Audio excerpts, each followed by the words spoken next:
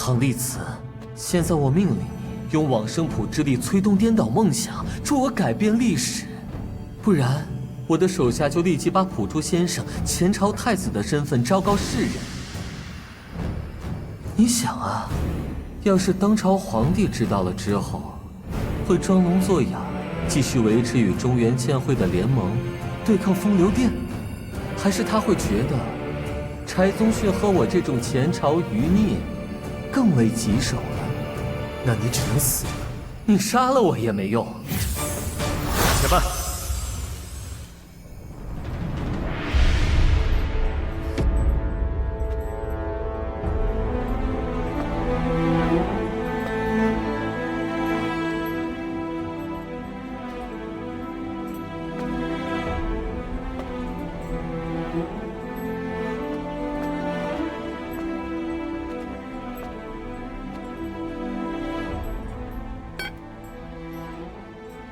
西姐，我随你进去。不入天境阁，与你和父皇并肩作战，这不是你想要的吗？这才是我哥！普珠先生，这是普珠自己的业障，也是柴家的罪过。如果颠倒梦想是真的，那我就有机会重写历史，在变乱发生的那天担起责任，让百姓免于战火。看看如此选择，结局会不会有所改变吧？真的可以改变结局吗？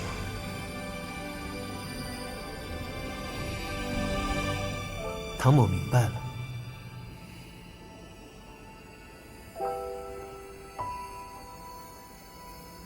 普珠先生，你自己的因果，便由你自己去解决吧。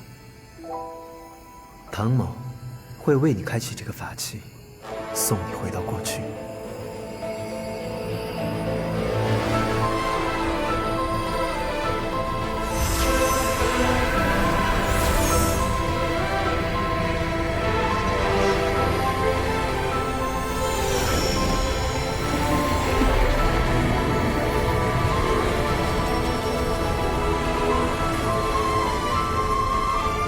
时间我已经设定好了，就是天都峰之战那一年。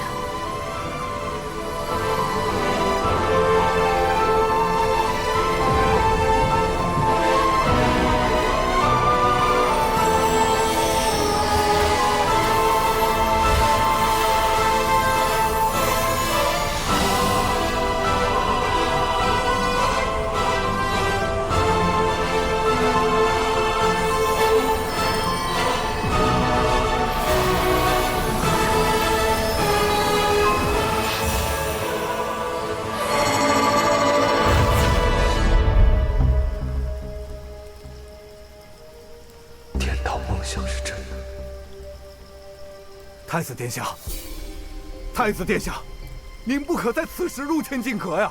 叛军连克数城，皇上还在昏迷，国师尚在天都峰，路途遥远，归期难及。您却要此时入天境阁，大敌当前，还望太子三思啊！末将恳请太子殿下镇守京师，讨贼看乱。太子殿下。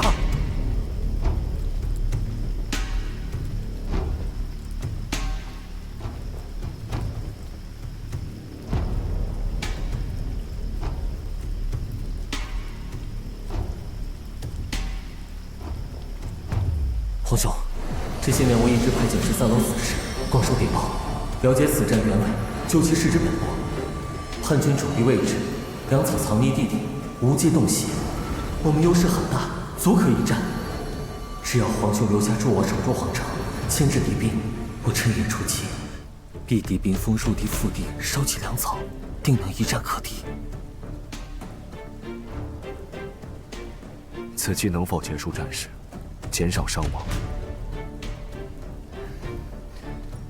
这些年，我每天都在推演此战，没有人比我更熟悉此战，也没有人比我更知道如何打赢此战。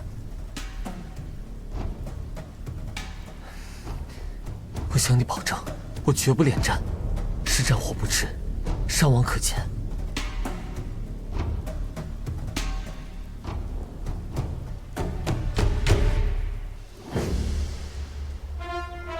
传令下去，速拨精兵5000，攻6殿下调遣，牵城外百姓至城内避难，开内躺充军费，抚恤士兵。对外放出消息，就说皇帝已醒，欲诛除奸佞，一阙阴阳，以正朝纲。若叛军弃暗投明，归顺王师，可既往不咎；若继续执迷不悟，必遭惩戒。同时集袭四方秦王之师，速赴国难，以安社稷。谨遵太子殿下谕令。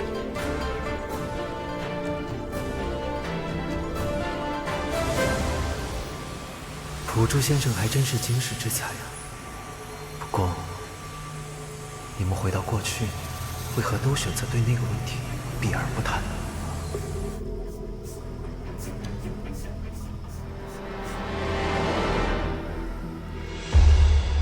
少监主，前朝纷扰之际，一阙阴阳何以不远？他不是国师吗？这个事情啊，我也疑惑了很久。据备秦内府宦士说，一阙阴阳曾于天都峰窥见神龙。哦，所以在前朝国君昏迷之际，则此地为他祈福。天都峰远离京师，义军闻讯，认为劫杀之计至，乃召武林群英齐攻一阙阴阳，使其不得脱身。故义军趁此良机攻破皇城而入。不过奇怪的是，此战之后现场呢，并未发现开坛做法的迹象。据一阙阴阳随从透露，他只是每日站在悬崖眺望，仰观天际，昼夜不息，且不让他人靠近，甚是骇人。亦有人云，一阙阴阳不是在看天，而是在等什么人，或者说在等他之前看到的神龙。反正众说纷纭呐。等人。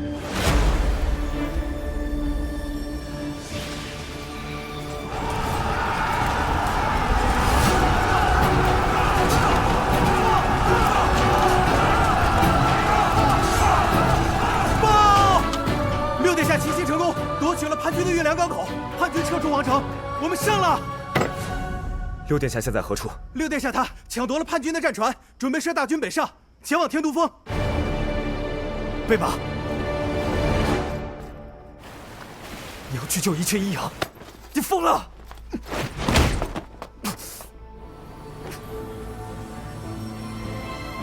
你给我听好了，我推演过很多次，靠正常打法，我们根本不会赢。叛军只是暂时撤退，只有趁此机会夺取港口。派舰队直插天都峰，接回国师，才能扭转时局。不然凭你我的实力，回来多少次都是输。我告诉你，根据我的推演，接下来会发生什么？王生，收。叛军既灭，边军复起，镇压边军，建军又叛。为何没反应？相望岁时不息，依旧是生灵涂炭。无论怎么努力，最后都是亡国，照样会死很多人。欲熄灭颠倒梦想，需历4个时辰。对于我们这里的时间，乃是4个月。4月之后，国社归朝，吴国亦得复兴。本携唐弟子至此，使其亲睹吴之鸿业。但唐弟子此时因昏沉于骊山之下，还真是遗憾啊！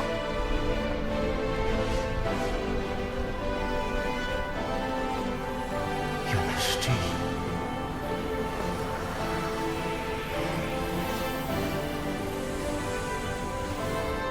皇兄，今时今日为国师之力，方能震慑四方，安定天下。国师在，江山在，我这就去把你的江山接回来。卫兵，即日起，太子殿下不得离开水师大营。